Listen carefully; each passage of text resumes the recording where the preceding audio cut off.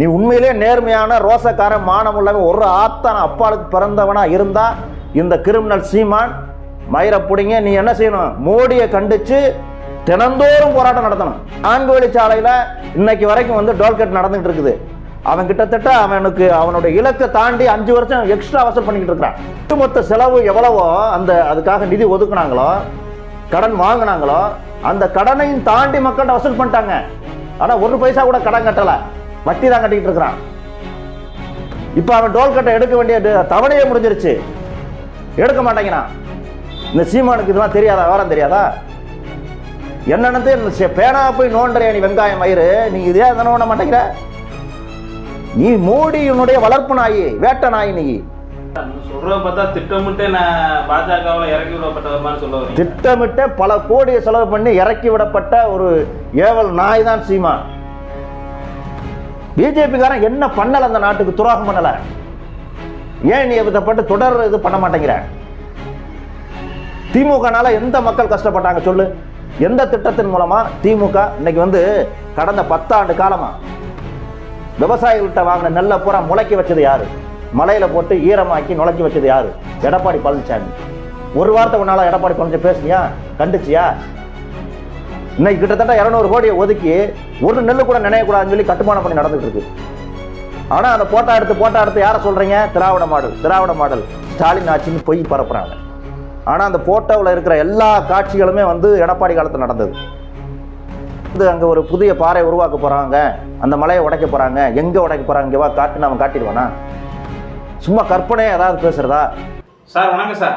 வணக்கம் தம்பி. சார், சமீபத்தில் தமிழக அரசியலில் பெரும் பேசுபொருளை ஏற்படுத்திய செய்தி பார்த்தோம்னா, தமிழ்நாடு முன்னாள் முதல்வர் கலைஞர் அவர்களுக்கு சென்னை மெரினா கடற்கரையில் 81 கோடி ரூபாய் செலவில் வந்து ஒரு பேனா செலவழிக்கணும்னு சொல்லியிருந்தாங்க. பல்வேறு கட்சிகள் வந்து விமர்சித்துட்டு வந்தாங்க. இந்நிலையில் வந்து நாம் தமிழர் கட்சியினுடைய ஒருங்கிணைப்பாளர் சீமான் அவர்கள் வந்து அந்த சிலையை வச்சா நான் உடைப்பேன்னு சொல்லியிருந்தாங்க. இந்த மாதிரியான உரிமைகளை பேசுறது, இந்த சிலையை உடைப்பேன்றதை நீங்கள் எப்படி சார் பார்க்குறீங்க? சீமான் வந்து பொதுத்தலங்களில் முதல்ல மரியாதையாக பேசுறது கற்றுக்கிறேன். நான் ஏற்கனவே சொன்னது போல் சீமான் வந்து கட்சி நடத்தலை, ஒரு இனவாத கும்பல் தான் நடத்துகிறாப்புல, ஒரு பாசிச கும்பல். பிஜேபி ஆர்எஸ்எஸ்னுடைய அடிவரடி தான், கூலிக்கு மாரடிக்கிற அந்த டீம் தான். அதாவது பொதுத்தளத்தில் பிஜேபியும் நாம் தமிழர் சண்டை போட்டுக்கிறோம், ஆனால் ரகசியமாக உடன்பாடு வச்சுக்கிறோம். நம்மளுடைய இலக்கை திமுகவை அழிக்கிறதா, அழிச்சிட்டு அந்த இடத்துக்கு நம்ம வர்றதா அப்படிங்கிற ஒப்பந்தத்தில் தான் அவங்க இயங்குறாங்க. பேனா சிலைங்கிறது அது ஒரு பெரிய அவருக்கு ஒரு பிரச்சனையும் இல்லை. முதல்ல சீமான் வந்து அவர் எடுத்துக்கொண்ட கொள்கையில் ஒழுங்காக அவர் இந்த நாட்டு மக்களுக்கு சொன்ன செய்தியில் வந்து ஒழுங்காக நேர்மையாக நிற்கிறார். ஆரம்பத்துலேருந்து நீங்கள் பார்த்தீங்கன்னா அவர் சொல்கிறதுல வந்து எதையுமே வந்து ஒழுங்காகவே பின்பற்றதே கிடையாது. அவர் சொல்கிறது எல்லாமே பொய் தான். ஈழத்துக்கு போனது, தலைவர் பிரபாகரனை பார்த்தேன்னு சொல்கிறது, அங்கே வந்து துப்பாக்கியை வச்சு சுட்டேன்னு சொன்னது, அல்லது அவரோட இணைந்து ஆமை இறைச்சி சாப்பிட்டேன்னு சொன்னது, இது எல்லாமே வந்து பொய் தான். எதுக்குமே ஆதாரம் கிடையாது, எதுக்குமே வந்து ப்ரூஃப் இல்லை. அப்படி நடந்ததாக எந்த தகவலுமே இல்லை. மாறாக அங்கே இருக்கக்கூடியவங்க வந்து இவரை வந்து ஒரு டாக்குமெண்ட்ரி ஃபிலிம் எடுக்கணும்னு தான் அவங்க ஆசைப்பட்டாங்க. இவரை செக் பண்ணி பார்த்ததில் அதுக்கு லாய்க்கு இல்லாதவர்னு சொல்லி அவங்க வெளியே அனுப்பிட்டாங்க. அதை தவிர அங்கே எதுவுமே அவரால் இது பண்ண முடியும். ஒன்று. ரெண்டாவது வந்து அவர் திருமணத்திலே மிகப்பெரிய ஃப்ராட் வேலை பண்ணியிருக்கிறார். பர்சனலாக நம்ம சொல்லக்கூடாது, இருந்தாலும் அவர் பொதுவெளியில் இதெல்லாம் அறிவித்ததுனால நம்ம அதை சொல்கிறோம். நான் வந்து ஒரு ஈழத்தில் ஒரு விதவை பண்ண தான் திருமணம் பண்ணுவேன் அப்படின்னு வந்து இந்த உலகத்துக்கு செய்தியாக சொன்னவர். ஆனால் இன்றைக்கி வந்து எவ்வளோ பெரிய கோடீஸ்வரியை திருமணம் பண்ணியிருக்காருன்னு நம்ம பார்க்கணும். இதெல்லாம் கூட இருக்கிற அந்த பசங்க வந்து அந்த தம்பியெல்லாம் புரிஞ்சுக்கிறணும். சீமான் வந்து எவ்வளோ ஃப்ராடுத்தனம் பண்ணுறாரு அப்படின்னு. முட்டாள்னு சொல்லக்கூடாது. சீமான் வந்து கிரிமினலாக செயல்படுறார், கிரிமினல் தான். அதனால் தொடர்ந்து இப்படியே பார்க்கணும். இப்போ ஒரு பொண்ணு வந்து தொடர்ந்து வீடியோ போட்டுக்கிட்டே இருக்கிறாங்க. விஜயலட்சுமின்னு ஒரு சினிமா நடிகை, செருப்பால் அடிப்பேங்கிற அளவுக்கு போயிருக்கிறாங்க. இன்னும் எக்ஸ்ட்ரீமாக பல விஷயங்களை அவங்க சொல்லியிருக்கிறாங்க. அதாவது நீங்கள் வந்து அந்த பொண்ணு வந்து நீங்கள் சினிமா நடிகைன்னு ஏளனமாக பார்க்கலாம், ஆனால் அவளும் இந்த தேசத்தில் இந்த மண்ணில் பிறந்தவள் தான். அவளுக்கு ஒரு அநீதி நடந்திருக்கு. அவளுடைய கோரிக்கையை நம்ம வந்து பார்க்கணும். அப்படி அவளுடைய டிமாண்ட் என்னென்னு பார்த்தீங்கன்னா, சீமான் வந்து மிகப்பெரிய பொம்பளை பொறுக்கி தான். பர்சனலாக நீங்கள் வந்து பார்த்தீங்கன்னா ஏதோ தலைவராகிட்டாங்கிறதுக்காக அவளை வந்து காவல்துறையும் அரசும் வந்து ஒரு மதிப்புக்காக அவனை விட்டு வச்சு. நீங்கள் திமுக அரசு நினச்சின்னா அரசுக்கு வந்த உடனே அந்த விஜயலட்சுமி கம்ப்ளைண்ட் எடுத்துக்கிட்டு தூக்கி உள்ளே வச்சு லாடம் கட்டியிருப்பாங்க. ஏதோ போயிட்டு போகிறான் ஒரு மக்கள் மத்தியில் ஒரு தலைவன்னு வளம் வந்துக்கிட்டு இருக்கிறான், அவனை நம்ம ஒன்றும் பண்ணக்கூடாது மன்னிச்சு விட்டுட்டு இருக்கு. அதுதான் திராவிட சிந்தனை. பழி வாங்குகிற எண்ணம் இருக்காது. அதாவது ஜெயலலிதா மாதிரி வன்மம் வச்சுக்கிட்டு ஆட்சிக்கு வந்த அன்னைக்கு நைட்டே கலைஞரை கைது பண்ண மாதிரி ஒரு வெறித்தனமாலாம் இருக்க திராவிட இயக்கம் இருக்காது, ஒரு நாளும் பண்ணதில்லை. அவங்க திராவிட இயக்கங்கிறது வளர்ச்சியை நோக்கி தான் போகும்.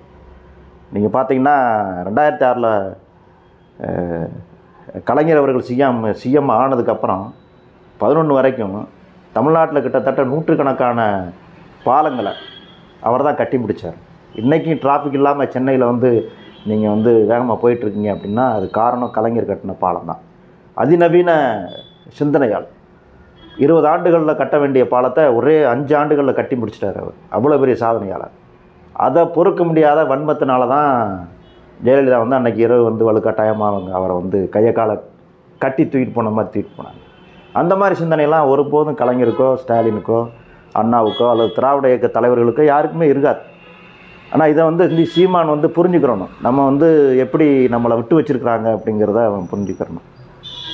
இப்போ வந்து பேனா சிலையை நான் வந்து வச்சா உடைப்பேன் அப்படின்னு சொல்கிறான்னா அவன் வந்து ஒரு தலைவனே கிடையாது, அவன் ஒரு பொறுக்கி ரவுடிசம் பண்ணுற மாதிரி தான். ஏன் சார் அப்படி உடைக்கணும்னு சொல்லணும்?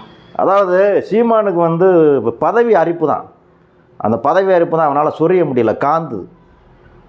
அங்கே பேனா சிலை அப்படிங்கிறது வந்து வெறும் சிலை மட்டும் இல்லை, வெறும் பேனா மட்டும் இல்லை, அங்கே வந்து ஒரு வரலாற்று ஆய்வகமே உருவாக போகுது. கடல்லேருந்து கிட்டத்தட்ட ஒரு 2 கிலோமீட்டருக்கு கண்ணாடி பாலம் வைப்பாங்க. அந்த பாலத்துக்கு இருபுறமும் புகைப்பட கண்காட்சி வைப்பாங்க, நடுவில் பேனா வைப்பாங்க, நூலகம் வைப்பாங்க, திராவிட இயக்கத்தினுடைய வரலாற்று சின்னங்களை பதிவு பண்ணுவாங்க. மக்கள் கடற்கரைக்கு வர்றவங்க, உலக நாடுகளில் வர்றவங்க எல்லாமே அதை பார்வையிடுவாங்க. அந்த பார்வையிட்டு ஆய்வு பண்ணுற களமாக இருக்கிற போது திராவிட இயக்கத்தினுடைய வலிமை இன்னும் கூடும், யாராலையும் தகர்க்க முடியாது. அது ஒரு பெரிய அடித்தளம், பேஸ்மட்டம். அதனால தான் சீமானுக்கு எரியுது. இந்த மாதிரி இவங்க பேஸ்மட்டம் போட்டாங்கன்னா நம்ம தகர்க்க முடியாதே, இவங்களை வீழ்த்த முடியாதே, இந்த இடத்த நம்ம பிடிக்க முடியாதே, நம்ம இப்படியே கத்தி கத்தி செத்து போயிடுவோமே அப்படிங்கிற ஆத்திரத்தில் கோபத்தில் அதில் தான் இவன் வந்து கத்துறானே ஒழிய இவனுக்கு வேறு எந்த நல்ல நோக்கமோ நல்ல சிந்தனையோ எதுவுமே கிடையாது.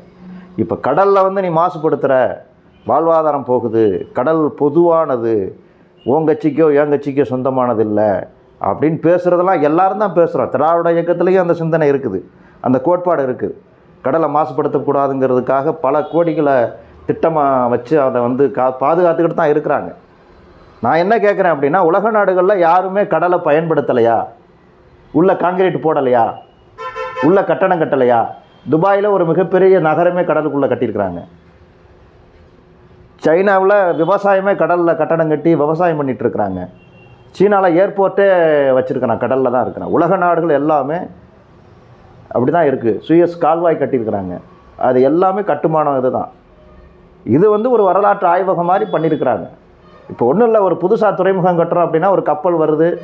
இப்போ எண்ணூரில் வந்து பார்த்திங்கன்னா கிட்டத்தட்ட ஒரு 5 கிலோமீட்டருக்கு பாலமே தூணில் போட்டு கட்டி உள்ளே தான் கொண்டு போயிருக்கிறோம். அங்கேருந்து தான் பொருள் வந்து இறக்கி நம்ம வெஹிக்கிளில் கொண்டு வர்றோம். அது மாதிரி தான் இதுவும் ஒன்று பண்ண போகிறாங்க. இதில் என்ன வந்துடும்ன்றீங்க? அவன் என்ன சொல்கிறான்? பொய், அநியாயத்துக்கு பொய் சொல்கிறான்.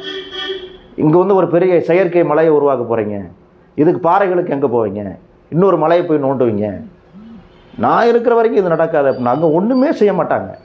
எல்லாமே ஆக்கர் தான். ஆக்கர் போடுவாங்க, ஒரு தூணை உண்டுவாங்க, தூணுக்கு மேலே கண்ணாடி பாலம் போடுவாங்க. எந்த பாதிப்பும் அங்கே இருக்காது.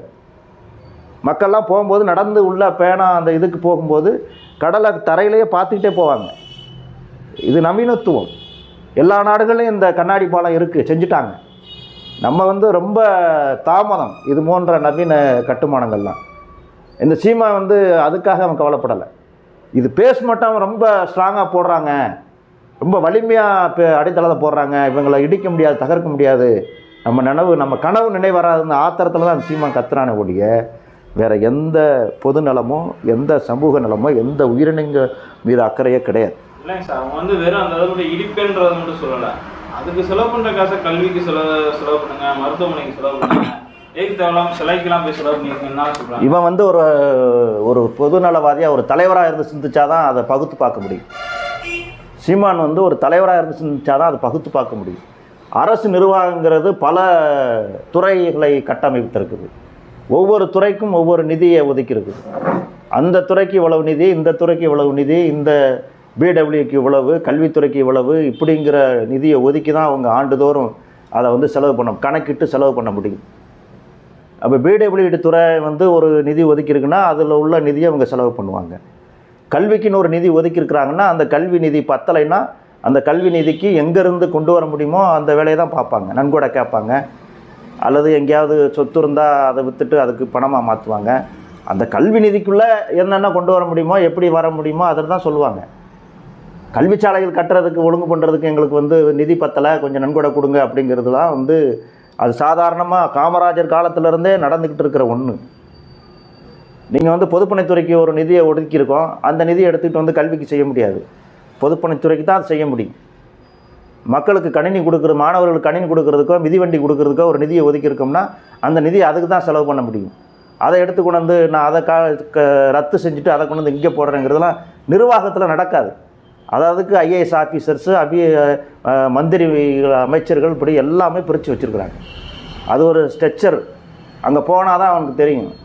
அப்படி ஒரு அந்த கண்ணோட்டத்தில் சிந்திக்கக்கூடிய தலைவனாக இருந்தால் தான் அவனுக்கு தெரியும். போகிற போக்கில் சும்மா பாமர மக்கள்கிட்ட பள்ளிக்கூடம் கட்ட காசு இல்லை, இதுக்கு மட்டும் காசு வருதா, நீ போய் அங்கே உட்காந்தா தான் உனக்கு மாதிரி தெரியும். உனக்கு என்ன தெரியும்? நான் ஆடு மேய்க்கிறவன, அரசாங்க ஊழியர், எதுவுமே வந்து இந்த பாமர மக்கள் இன்றைக்கும் வந்து அன்றைக்கி ரெட்டலையை பார்த்து எப்படி ஓட்டு போட்டு ஏமாந்தாங்களோ, இன்றைக்கி வந்து விஜயகாந்த் முரசை பார்த்து எப்படி ஓட்டை போட்டு ஏமாந்தாங்களோ, இந்த மாதிரி சினிமா துறையிலேருந்து வர்றவங்களுக்கு பூரா ஓட்டை போட்டு எப்படி மக்கள் ஏமாந்தாங்களோ, அந்த மாதிரி இவனை வந்து அந்த மக்களை ஏமாற்றிக்கிட்டே இருக்கிறான். அவன் வார்த்தையை நம்ம சொல்கிற வார்த்தையை மட்டும் நம்ம பாமர படிக்காத மக்கள் கேட்டாங்கன்னா அவன் சொல்கிறது சரின்னு தெரியும். ஆனால் ஆய்வாளர்கள், சிந்தனையாளர்கள்,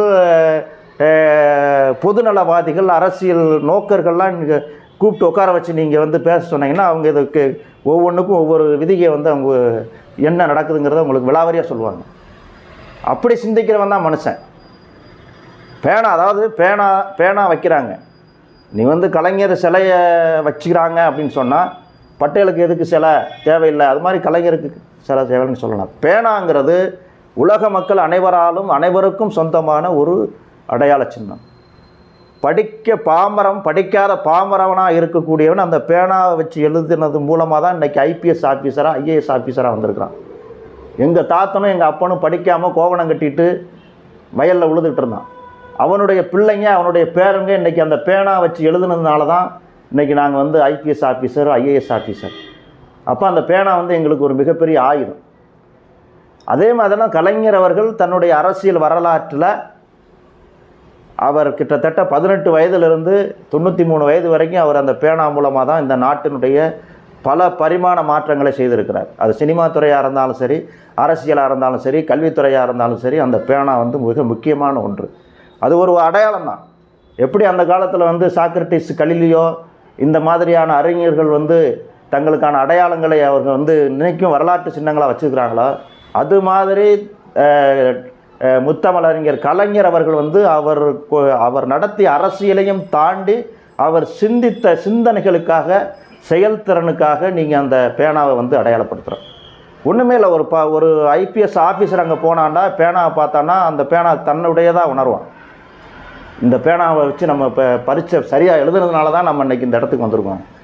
ஒவ்வொரு மாணவனும் அதை வந்து உணர்வோம்.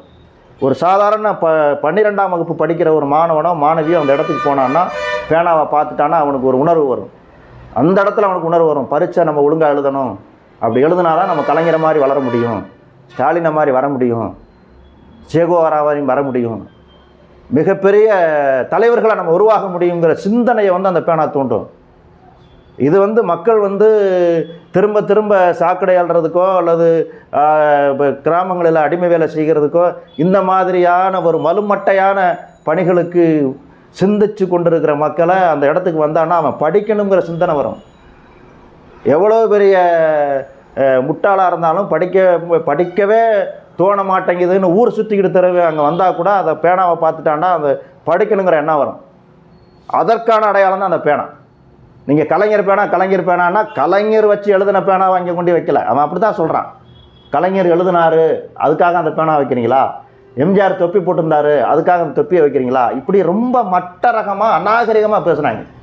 ஒருத்த கூடையே இருந்துக்கிட்டு சிலட்டு குச்சியை வைப்பாங்க அப்படின்றான். அப்போ அவரை அவ்வளவு அநாகரிகமாக அவங்க பேசுகிறாங்க. அங்கே வைக்க போகிறது சாதாரண சிமெண்ட்டில் கட்டக்கூடிய ஒரு பேனா தான். அது எல்லாருக்கும் பொதுவான பேனா.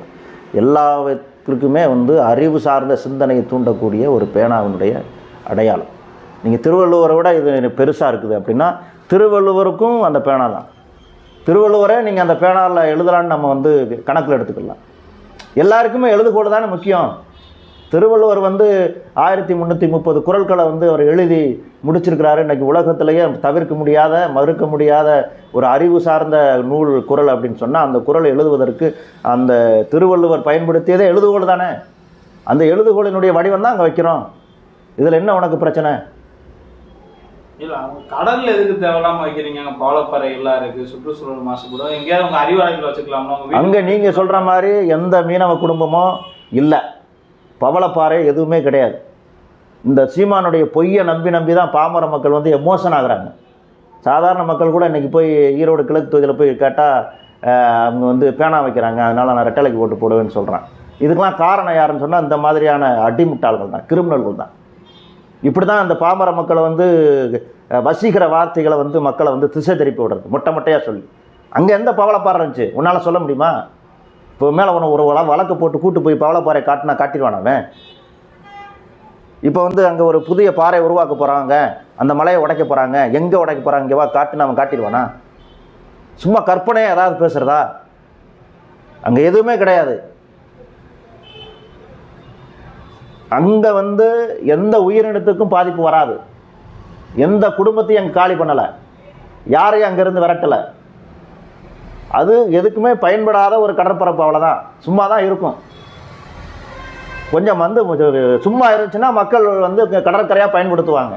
இதை நம்ம இந்த ஃப்ரிட்ஜு போட்டு அந்த பேனா வச்சுட்டோம்னா மேலே ஏறி கண்ணாடி வழியாக பயன்படுத்துவாங்க, அவ்வளோதான். அதில் இன்னொன்று ஒன்று சொல்லாது பார்த்தோம்னா, உலகத்திலே மிக நீண்ட கடற்கரை வரிசையில் 2வது இடத்துல இருக்கிறது மெரினா கடற்கரை தான். அதையே நீங்கள் தேவையில்லாமல் மாசுபடுத்துறீங்க.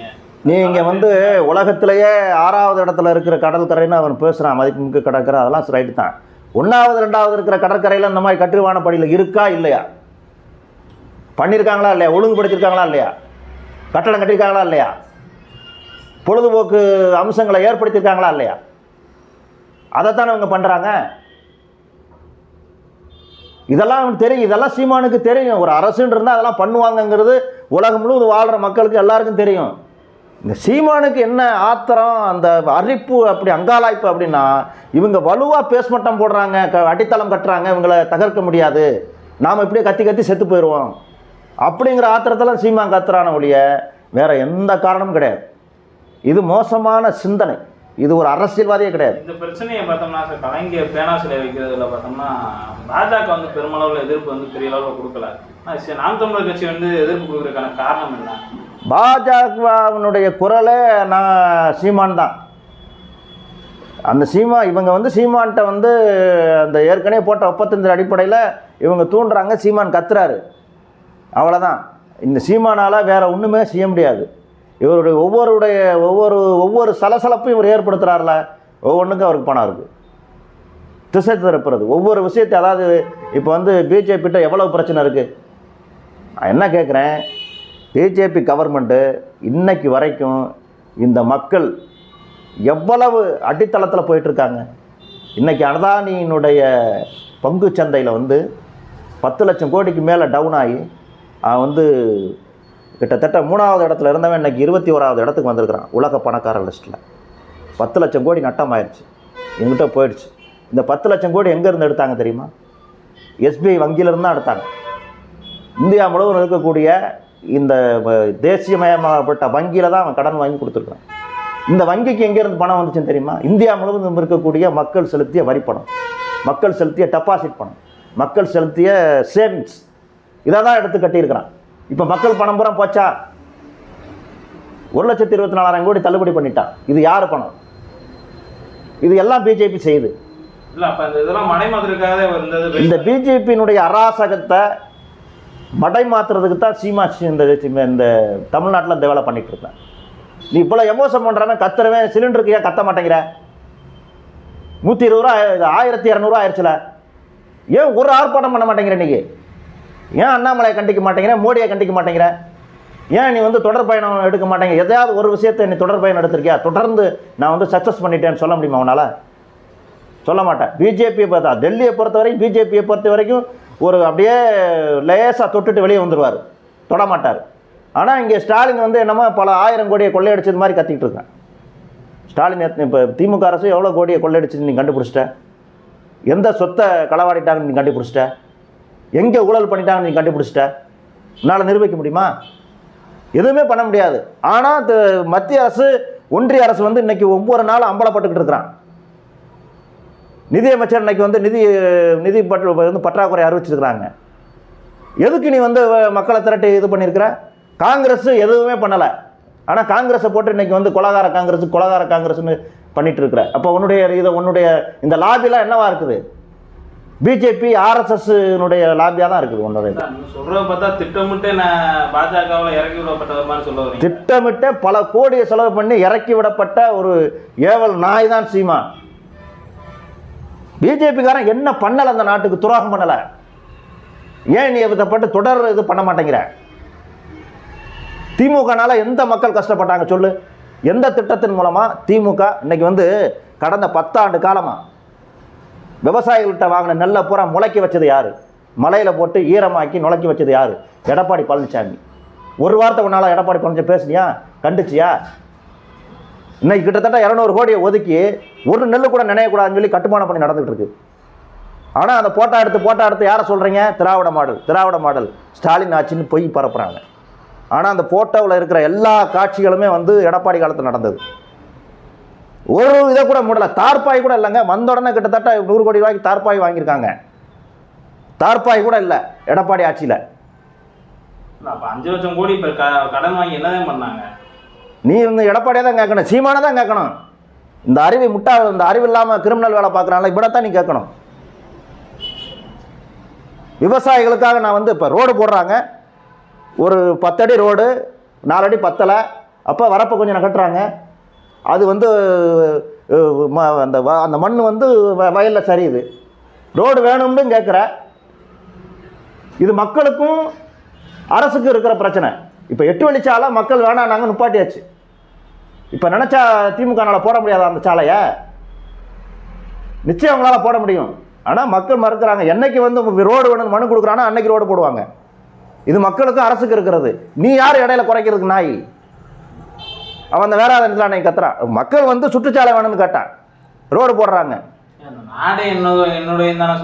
நாடு உன்னுடைய நாடா இருக்கட்டும். ஓ நாடுன்னா ஏன் நாடுன்னா எல்லாருமே இந்த நாட்டுக்கு சொந்தக்காரன் தான். நாட்டுக்கு என்ன தேவையோ அதை தான் பண்ணிட்டு இருக்காங்க.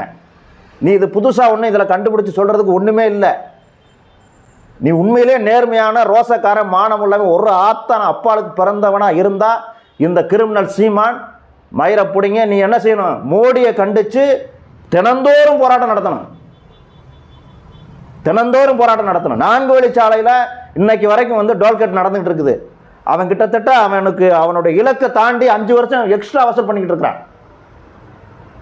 ஒட்டுமொத்த செலவு எவ்வளவோ அதுக்காக நிதி ஒதுக்குனாங்களோ கடன் வாங்கினாங்களோ அந்த கடனையும் தாண்டி மக்கள்கிட்ட வசூல் பண்ணிட்டாங்க. ஆனால் 1 பைசா கூட கடன் கட்டலை, வட்டி தான் கட்டிக்கிட்டு இருக்கிறான். இப்போ அவன் டோல்கட்டை எடுக்க வேண்டிய தவணையே முடிஞ்சிருச்சு, எடுக்க மாட்டேங்கிறான். இந்த சீமானுக்கு இதெல்லாம் தெரியாதா? விவரம் தெரியாதா? என்னன்னு பேனா போய் நோண்டுறிய நீ வெங்காயம் மயிறு. நீ இதே நோண்ட மாட்டேங்கிற. நீ மோடியினுடைய வளர்ப்பு நாய், வேட்ட நாய் நீ. அதனால தான் இங்கே இந்த ஆட்டம் ஆடுற. சரி மக்களாவது ஒன்று சேர்ந்துருவாங்கன்னு பார்த்தா அவனையும் நீ சேர விட மாட்டேங்கிற. ஒவ்வொருத்தரும் குடிப்பெருமை பேசுகிற, சாதி பெருமை பேசுகிற.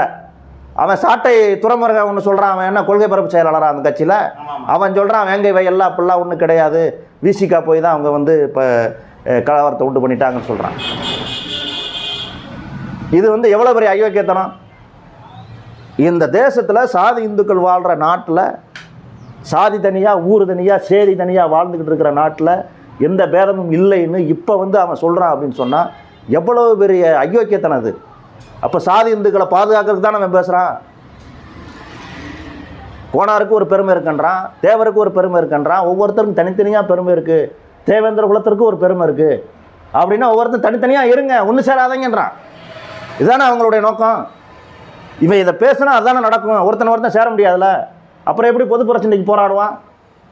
திட்டமிட்டு இந்த சமூகம்லாம் ஒன்று இருந்து பாஜகவுக்கு எதிராக ஒரு போராட்டம் பண்ணக்கூடாதுன்றக்கா ஒரு செயல். கிட்டத்தட்ட 10 வருஷத்துக்கு முன்னாடியே அவங்க பிளான் பண்ணிட்டாங்க. சீமானை வச்சு இதெல்லாம் நாசம் பண்ணணும்னு பண்ணிட்டாங்க. அது கரெக்டாக நடந்துகிட்டு இருக்குது. உண்மையிலே சீமான் நேர்மையான ஆளாக இருந்தால் 10 ஆண்டுகளுக்கு முன்னாடி விசிகாவில் தான் அவர் இருந்தார். இன்னைக்கு வரைக்கும் அந்த விசிகாவில் இருந்திருந்தால் ஒரு சட்டமன்ற உறுப்பினராக இருப்பார். இப்போ வெளியே பேசுகிற அதே பேச்சை சட்டமன்ற பேரவையிலே பேசியிருக்கலாம். இது நடந்திருக்கும். ஆனால் சீமான் அது அவருடைய நோக்கம் இல்லை. அது நோக்கமாக இருந்துச்சு. பிஜேபிக்கு விலை போயிட்டார். விசிகாவிலேருந்து விலகிறாரு, ஆர்எஸ்எஸோட அண்டர் கிரவுண்ட் வேலை பார்க்குறாரு, பணத்தை வாங்கினாரு, வந்துட்டார், உடைச்சிட்டார். இறுதியாக அந்த சம்பவத்தை எப்படி சார் பார்க்கலாம்? எந்த சம்பவத்தை? கலைஞர் பேனா சிலை தேவையா அந்த மக்களுக்கான? கலைஞர் பேனா சிலைன்னு தயவு செய்து சொல்லாதீங்க. அந்த பேனா சிலை எல்லாருக்கும் பொதுவான பேனா.